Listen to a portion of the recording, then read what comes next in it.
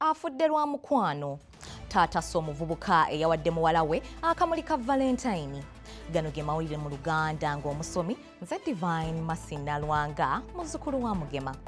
Poliisi y'e Matugga eyigga taata eyakubye omuvubuka emiggo egyamusse ng'amulanga kuganza muwala we atanneetuuka. Bino byabaddewo ku Lwomukaaga olwabadde olwa Valentine.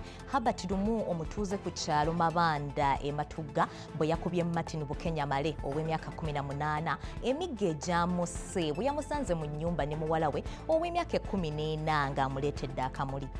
Bukenya abadde muyizi ku ssomero lya Hillside SS e Matugga ng'abadde asoma siniya ya 6, omuwala naye ng'asoma ku ssomero lyerimu mu siniya ey'okusatu. Kigambibwa nti Lumu yakomyewo okuva safaali ku ssaawa 2 ez'ekiro n'asanga Bukenya ne muwala we nga bali mu nnyumba omuwala mwabadde abeera ne batoobwe nga nnyaabwe yagenda Buwalabu okunoonya ssente. Akulira ebyokwerinda ku kyalo kino Hamis Kizito yagambye nti guno si gwe mulundi ogwabadde gusoose nga Bukenya akyala mu maka gano, nti era Lumu yali yamugaana dda ng'amuteebereza okuba nti aganza muwala we. Lwe yasooka okumusanga awaka yali agenda kumukuba, era Kizito ye yamuwooyawooya wabula n'amulabula obutaddamu kukyalawo.